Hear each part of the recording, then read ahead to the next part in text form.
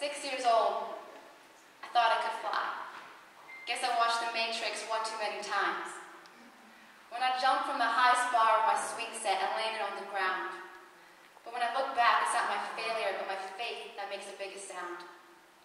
When we were kids, believing came naturally to us, smooth as a river with no rocks. Our mind's door was freshly built, with iron that could withstand the enemy's knocks. I used to believe that spinach could make me strong, that my parents were never wrong, and if we tried, the whole world could get along. I was obsessed with Winnie the Pooh, so much so it's embarrassing. Every night I asked God to take me to the 100-acre wood.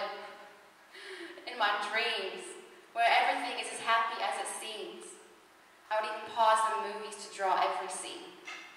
Don't believe me, I have a giant scrapbook to prove it, to prove how weird I am, how fixated I was with paradise, with a world where happiness didn't have a price.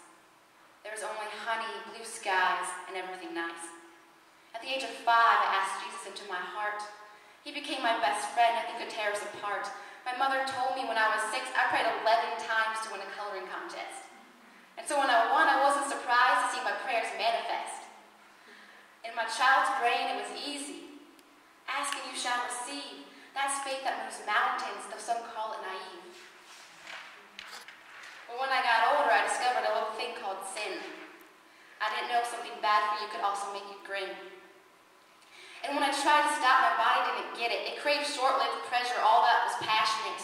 And so every night, my shame brought me to my knees. I couldn't ask for forgiveness to a God I couldn't please.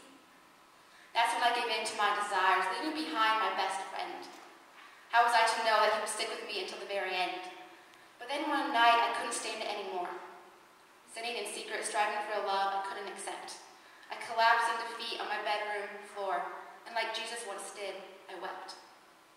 I placed my pride at his feet, crying in complete surrender, and through the sound of my own sobbing, I heard the voice of my heart's mender. He said, "Why are you crying, my child? Can you not hear my heart? It's beating for you, constant and wild. I weep when we are apart. Why are you striving, my daughter? Why is your thirst so great? Drink from my hands this living water and let me carry your weight." And so I said, "God, you can have it. My life to you I commit. Living without you just isn't worth it, like flying a plane in an empty cockpit." 15 years old and I believed I could fly. My best friend had beat out the lie. You know, the one your demons tell you. They like to spread. He's seen all the beauty in you and the world is dead. Years later, I left for college solid on my rock. But little did I know I was in for a culture shock. I loved living on the international floor, learning Chinese, Spanish, Serbian, and more. But I got so swept up in their ways that I lost sight of my own. My new best friend made arguments against God until I doubted what I knew in my bones. I hopped on this new train that I had never seen, trying everything like a kid on Christmas morning. For the first time, I joined the nighttime society, where I discovered alcohol was a cure to social anxiety. When I danced, I felt so alive, spinning, shaking, twisting my bodies in ways I never knew. But when I stopped moving and the room didn't, I knew I had bit off more than I could chew. But I didn't stop there. I tried more things. Things no parent, no Illinois law would approve. I no longer talked to God. He was just one of those childhood friends you forget once you move. I had gained all the pleasures of the world, but I had lost my sense of joy. Where once the smell of flowers made me smile, now all I could smell was soy. I felt empty and lost inside, confused in this world of black and white. Where did all the colors go? The honey, the blue skies, everything right. Spring break came and I went home, but I had new eyes this time. I saw my church like my new friends would, crazy, worshiping some God I can't even see. But they were happy like I used to be. And I thought, even if they're wrong, it's better than living like this. Headstrong, choking on darkness and the jagged pieces of my heart all day long. Then I remembered a Bible verse, James 4:8. Come close to God and he will come close to you. And so I said, okay God, challenge accepted, it's a date. Turns out he wasn't hiding. He was waiting right where I left him. Now the only place I get my pleasure is from a love you could never measure.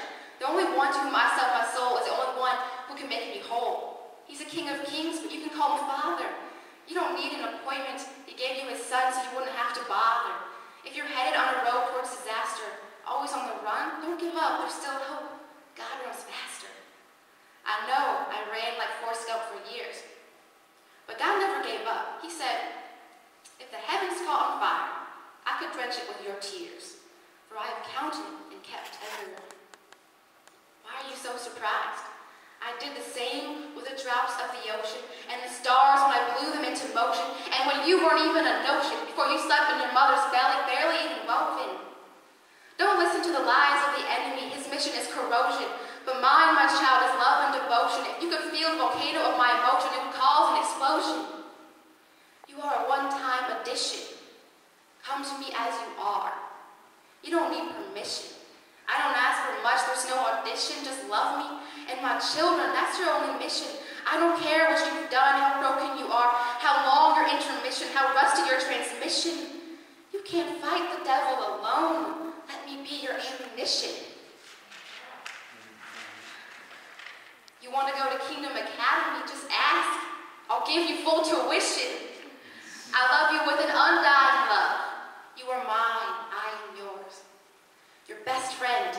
I bled for you. And I'd do it again.